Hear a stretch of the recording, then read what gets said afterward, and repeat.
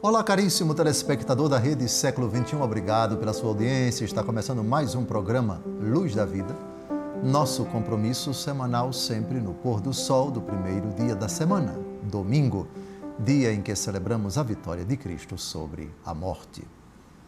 Continuamos o nosso projeto de comentar os salmos na nossa vida, sempre com os padres da igreja, e já demos alguns passos importantes, já estamos no salmo de número 8. Agora vamos comentar o versículo 5. Com a palavra, o rei Davi, o autor do salmo de número 8. Que é o homem? Digo-me então para pensardes nele. Que são os filhos de Adão para que vos ocupeis com eles? Primeiro sentido do texto sagrado, o sentido literal. O autor sagrado, extasiado com a beleza do Criador, com sua sabedoria, com sua majestade, ele que tem, nos versículos anteriores, ele mesmo diz: eu contemplo o firmamento, obra de vossos dedos, a lua e as estrelas que lá fixastes. No versículo 2, como é glorioso, Senhor, vosso nome em toda a terra, ele exalta a majestade de Deus, a grandiosidade do seu ser, a perfeição de suas obras, e depois de contemplar o firmamento, o céu, a lua, as estrelas, ele agora se detém sobre a principal obra de Deus, que é o homem. Ou seja, nós somos seres insignificantes e Deus tem dedicado tanta atenção para nós. Mas na frente ele vai dizer: pouco abaixo de Deus o fizestes e o cobristes de glória e esplendor. Aqui, mas quem somos nós? É como se ele quisesse dizer: quem somos nós, seres contingentes, débeis, frágeis, para sermos objeto de tanta atenção, de tanto carinho, de tanto amor, de tanto cuidado de Deus? Esse é o sentido literal. O autor sagrado faz duas perguntas. Mas o que é o homem? Claro que ele sabe o que é o homem, mas, ou seja, quem somos nós, por assim dizer, nós seres humanos, para Deus se preocupar tanto conosco? Esse é o sentido literal. Agora vamos aos outros sentidos.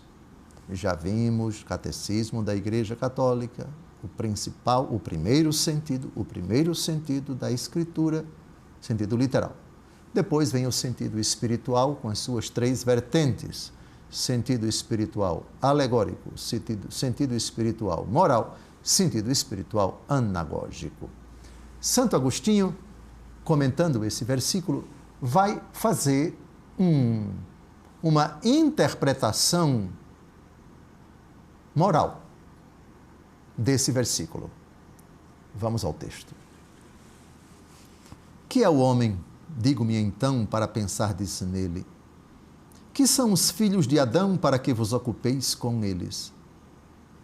Pode-se perguntar qual a diferença entre homem e filho de Adão. Se não houvesse diferença, não se colocaria homem e filhos de Adão com a disjuntiva. Guarde-se bem o seguinte: todo filho de Adão é homem, embora nem todo homem possa ser entendido como filho de Adão. Adão, em verdade, é homem, mas não filho de homem. Daí, pois, se observa e distingue qual a diferença nesta passagem entre homem e filho de Adão. Os portadores da imagem do homem terreno, que não é filho de Adão, são chamados homens. Os portadores da imagem do homem celeste, melhor se chamam filhos de Adão. Aquele é denominado homem velho, este, homem novo. Mas o novo nasce do velho, porque a regeneração espiritual começa pela mudança da vida terrena e secular. Por esta razão, este se denomina filho de Adão. Nesta passagem, portanto, homem é o terreno e filho de Adão, o celeste. Aquele está muito distanciado de Deus. Este se acha presente diante de Deus, que por isso se lembra daquele como quem está distante. A este, presente, visita, iluminando-o com o seu rosto. A salvação está longe dos pecadores e está assinalada em nós, Senhor, a luz de tua face. Eu confesso que não percebia muito a distinção, antes de ler Santo Agostinho, eu não percebia muito distinção, eu pensava que era uma espécie de repetição, que é o homem e que são os filhos de Adão. Mas Santo Agostinho me ajudou a compreender realmente há uma diferença, a não ser que se trate aqui de um dispositivo literário de repetição utilizando palavras diferentes. Há quem sustente isso, e é legítima também essa argumentação. Mas a palavra de Deus é muito mais do que um mero sentido literal, e a palavra de Deus não pode estar atrelada ao sentido puramente literal, que é o homem, que são os filhos de Adão. Maria Santíssima, na Escritura, ela é, por assim dizer, a nova Eva. Quem lê com atenção o 4º Evangelho, percebe que em 2 ocasiões Jesus a chama de mulher. Jesus, no começo do Evangelho, segundo João, é o novo Adão. Nas bodas de Caná, ele transforma a água em vinho e Maria Santíssima se dirige a ele e ele faz uma pergunta: mulher, que há entre mim e ti, a minha hora não chegou. Na cruz, mulher, eis o teu filho. A respeito de São João, e olhando para São João, diz: eis aí a tua mãe. Eva, alguns sustentam que a etimologia dessa palavra significa a mãe dos viventes. Jesus chama Nossa Senhora no fim de sua vida, na cruz. A respeito de João, ele a nomeia mãe. Eis aí a tua mãe. É lógico que o paralelo entre Adão e Eva e Jesus e Maria é inegável. Jesus refaz a nova criatura. Refaz a criação, traz a nova criatura. É o novo Adão. Maria Santíssima é a nova Eva.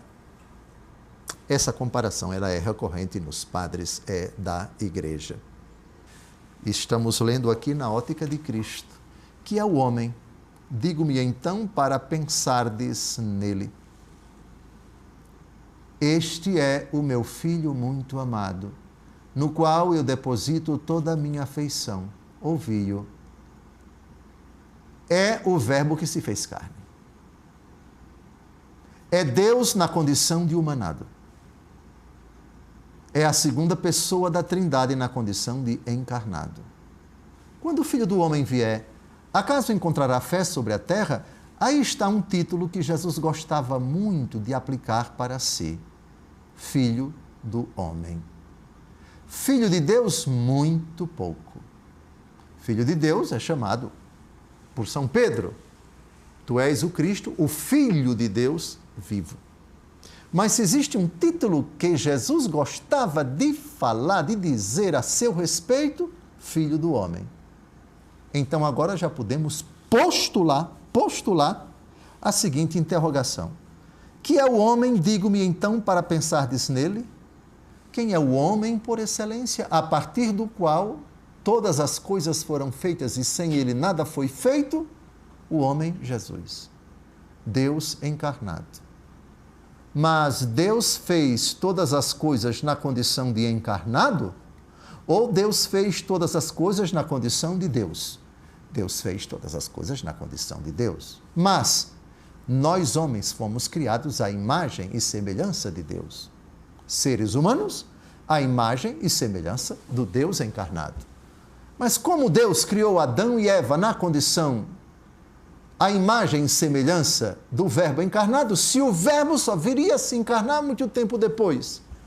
E quem disse que para Deus existe antes e existe depois? Deus, contemplando desde toda a eternidade o Verbo encarnado, nos fez, por meio do Verbo que não se encarnara ainda, todas as coisas visíveis e invisíveis, dentre elas a única criada à imagem e semelhança do Verbo encarnado, Cristo Jesus, o homem com H. Que é o homem? Digo-me então para pensardes nele. Deus, desde toda a eternidade, pensou no Verbo encarnado.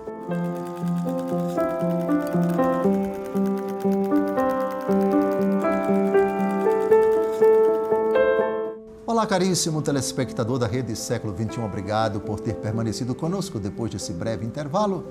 Está começando o nosso segundo bloco, o programa Luz da Vida, debruçando-se sobre o Salmo de número 8.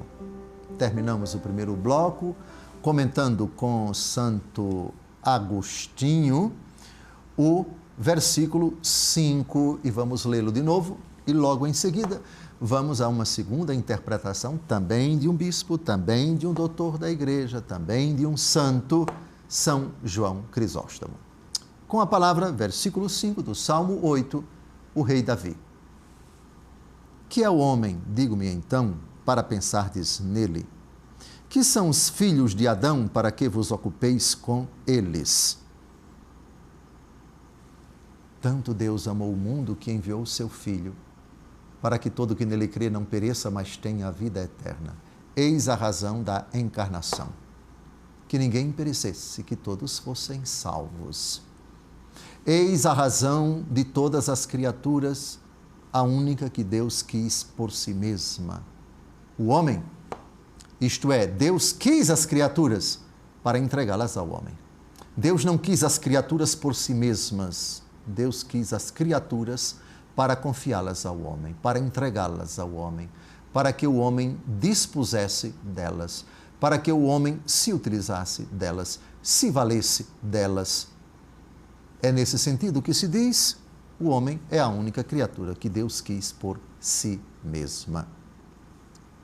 O cuidado que Deus tem com a criatura é muito menor do que essa decisão de Deus Todo-Poderoso de enviar o seu único Filho.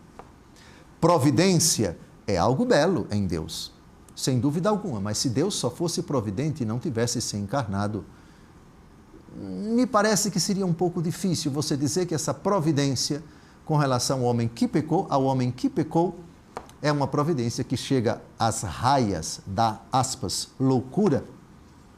E é loucura mesmo o mistério da encarnação, que é essa palavra loucura, é utilizada pelo apóstolo Paulo. Os judeus pedem sinais, os pagãos pedem sabedoria.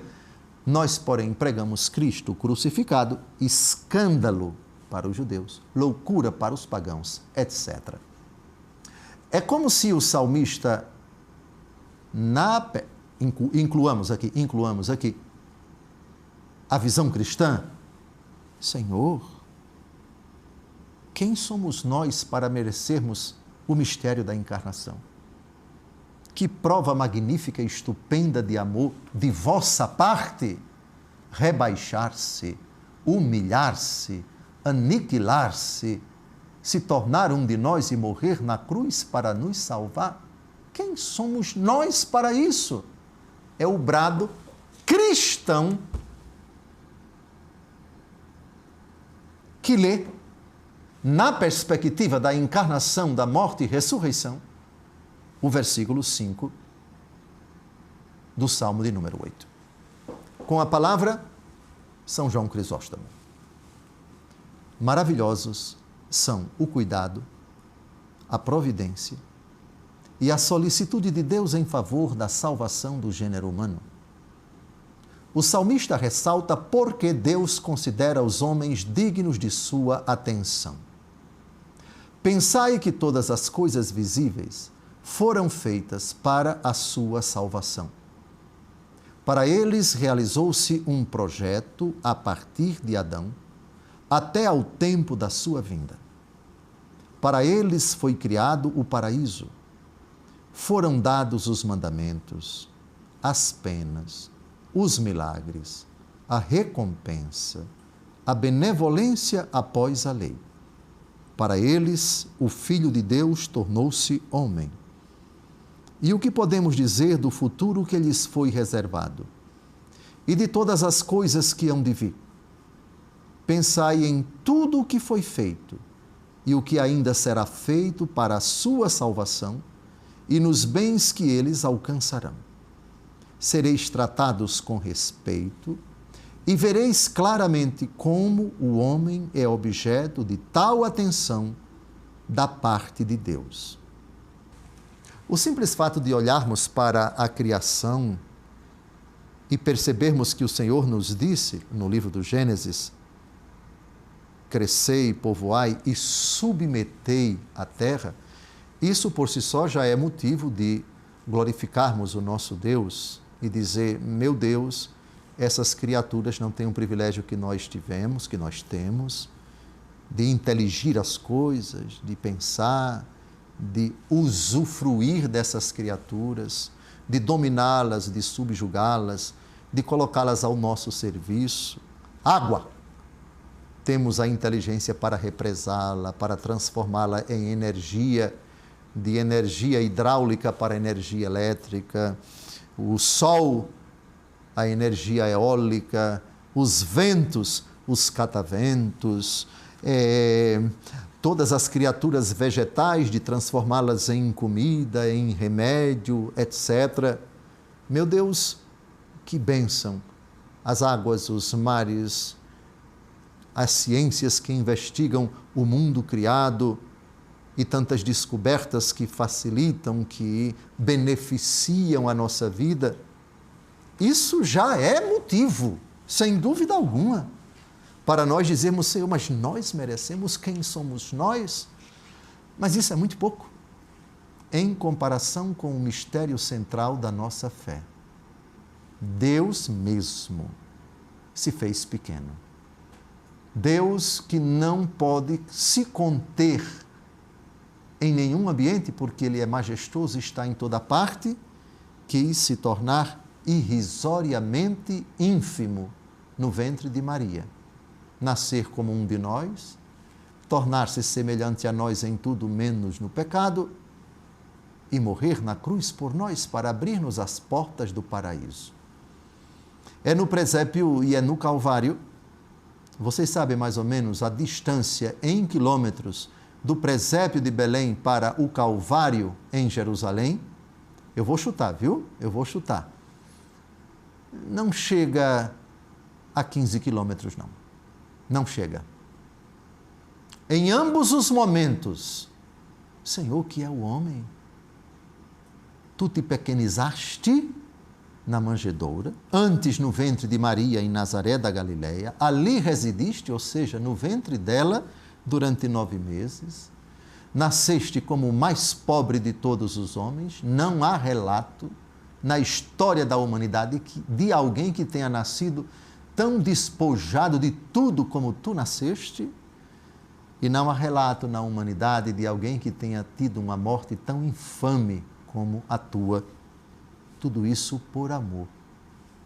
Sim, aqui está a razão de ficarmos estupefactos, atordoados, assustados e chocados, lendo essas 2 perguntas, esse versículo que contém 2 perguntas, tudo isso visto, porém, na ótica do presépio, na ótica da cruz. Próxima interpretação dada a esse versículo por São Gregório de Nazianzo, século IV, doutor da Igreja, juntamente com São Basílio, ambos comemorados no dia 2 de janeiro. Gregório de Nazianzo, um dos padres da Capadócia. Que eu possa mortificar os meus membros terrenos, que eu possa consumar tudo somente pelo meu espírito, percorrendo o caminho estreito, trilhado por poucos, não aquele espaçoso e sem dificuldades. Aquilo que virá após esta vida será esplêndido e grande. A nossa esperança é superior ao nosso mérito. Quem se recordará dele? Qual mistério me envolve? Eu sou pequeno e grande, humilde e majestoso, mortal e imortal, terreno e celeste. Estou ligado ao mundo daqui de baixo e ao mesmo tempo estou com Deus. Estou ligado à carne e ao mesmo tempo ao espírito. Devo ser sepultado com Cristo e ressurgir com Ele, ser herdeiro de Cristo e filho de Deus, enfim, ser Deus mesmo. É o paradoxo que Jesus veio trazer. A Escritura nos chama, de um lado, infeliz, miserável, pobre, cego e nu. De outro lado, vede que prova de amor nos deu o Pai de sermos chamados filhos de Deus e verdadeiramente o somos, mas ainda não se revelou aquilo que haveremos de ser, porque um dia veremos a Deus face a face. É o tema, um dos principais temas da primeira carta de São João. Desgraçados, sim, mas objetos do amor de Deus. Que é o homem? Os filhos de Adão, para merecer tanta generosidade, para ser objeto de um beneplácito tão indescritível, uma prova de amor tão inominável. Ó Senhor nosso Deus, como é grande o vosso nome por toda a terra. Assim terminamos, olhem bem, 3 doutores da Igreja, Santo Agostinho, São João Crisóstomo, São Gregório de Nazianzo. É ou não é? São ou não são pesos pesados? Pronto. Aqui está 3 interpretações bastante significativas para o versículo 5. Está terminando o nosso programa. Desejo a você uma semana abençoada. Até o próximo domingo, se Deus quiser, continuando o comentário do Salmo de número 8. Felicidades, boa semana. Até o próximo domingo, se Deus quiser.